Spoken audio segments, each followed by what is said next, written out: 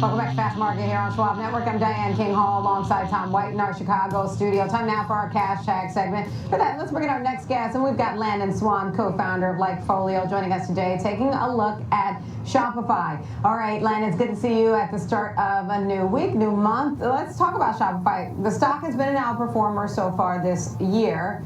I'd be curious to know what your sentiment data shows about how consumers are viewing this now, especially in light of the deal it made with OpenAI earlier this year, where it's that instant checkout feature. Are you noticing any uptick in terms of how consumers are viewing this one?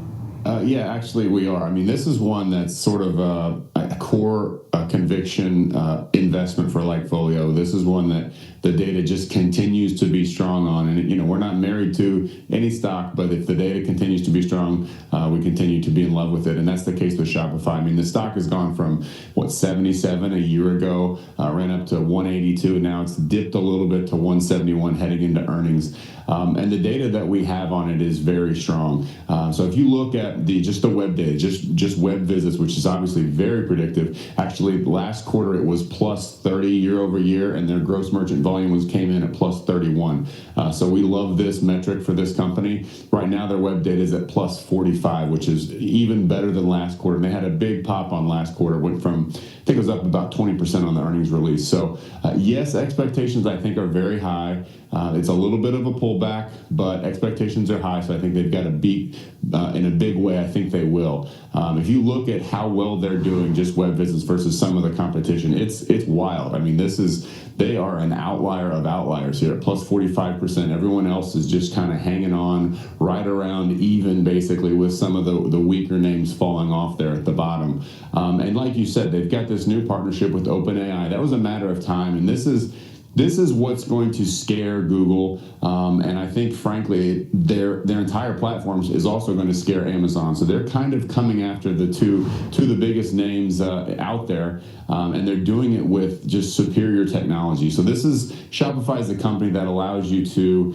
with one click, open up a store. If you've got a product with a description, you can open up an online store. They can manage your inventory, identify gaps, churn, look at different campaign performances. They've got all kinds of AI tools to help you make your business better. And they're, like you said, they're getting into AI. So now when it's natural for people to use OpenAI or GPT, Grok, Perplexity, all the others to answer questions. Now that you're going to be able to buy products right in there. So if you go in and say, hey, I'm starting running, I'm looking for some comfortable shoes, pretty soon you're going to be able to just buy right there, and Google's going to be left out. So Shopify is really changing the way that merchants operate.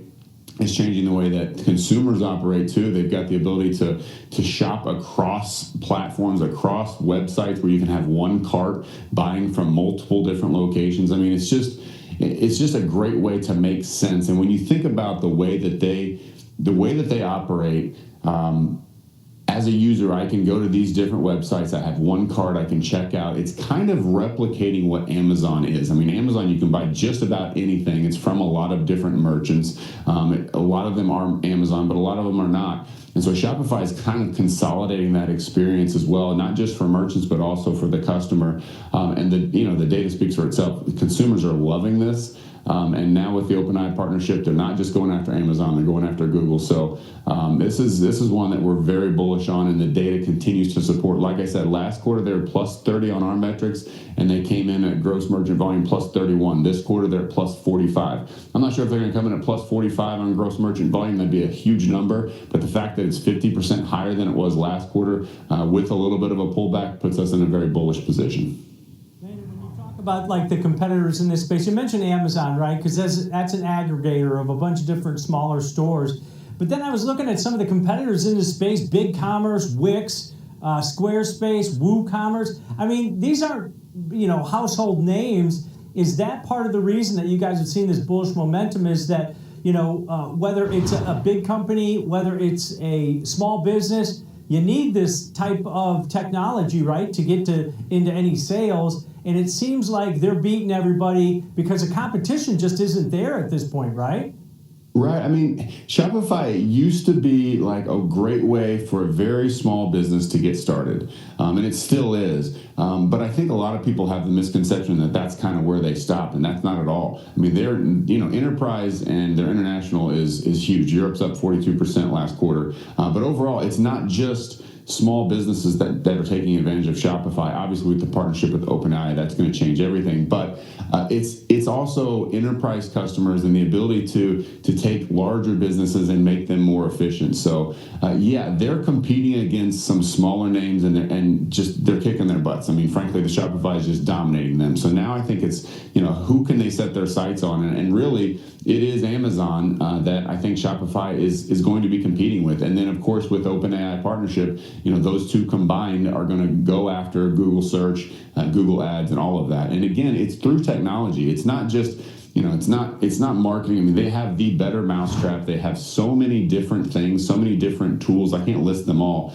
but they have many, many different tools that help merchants and help the buyers of those products shop better and fulfill their customers' orders better. And so it's incredible what they've done. I mean, their one-click checkout plan that they've got, their Shop Pay is up 65% on a year-over-year basis. And what's really interesting is they're starting to go direct to consumer, which just screams, hey, we're coming after Amazon. So yes, they enable merchants, but they're also starting to do their own thing as well, where they're kind of cutting the merchant out just a little bit and going direct to consumer. So they're attacking all angles of online commerce, and they're doing it really, really well. The data that we've got, again, incredibly strong. This is one that we think is headed much, much higher. Maybe this quarter. I think it is this quarter, but if not, over the next year we're very confident on it. So Landon, let me ask you this. As you mentioned, obviously this hinges on how well the consumer is holding up. Is there any insight in your data that shows any pressure or cause for concern as it relates to the overall consumer? Because obviously in your chart, you had, Shopify far and away the leader, right? And then that's followed by Amazon with a small uptick, and eBay. I find the eBay component interesting because, as we know, that's often a secondary market, and people are like buying auto parts there now. So what are you noticing about the consumer as it relates to all of these companies? Sure. So everything that we've got, and we've been, kind of talking about this for 6 to 12 months now, is that we're seeing a K-shaped economy where, half of the country, half the consumers are up and to the right doing well, and the other half are down and to the right and doing poorly. And if you are, if you're a merchant that sells to that top half, you're doing great. Everything's wonderful. If you're selling to the bottom half, you're competing on price. You're just trying to cut prices, cut margin, and find your way. Think about like fast food and companies like that. So those are the companies that are struggling. And what's interesting about Shopify is I don't have the breakdown of all their merchants. I don't know what percentage are in the top half, selling to the top half of consumers and versus bottom half. But some percentage of their customers, their merchants, are going to be selling to the consumers that are doing just fine, and those merchants are going to do just fine. The ones that aren't, they may struggle a little bit. So I think that Shopify is diversified because it has merchants that attack every consumer, that serve every consumer. So maybe some of them are going to be struggling because they're focused on the consumers that are struggling a little bit more, but the ones that aren't are going to be doing just fine, and they're going to make all of their businesses more efficient. So overall, still, even though that there's some companies out there that are going to be struggling, Shopify serves all of them. It helps the struggling ones, but it really accentuates the ones that are doing well. All right, Landon, we'll leave it there. That's Landon Swan, co-founder of LikeFolio, with the latest look across Shopify, especially as it relates to competitors. Now, from the trading perspective on all things Shopify, I'm going to yield the floor to you.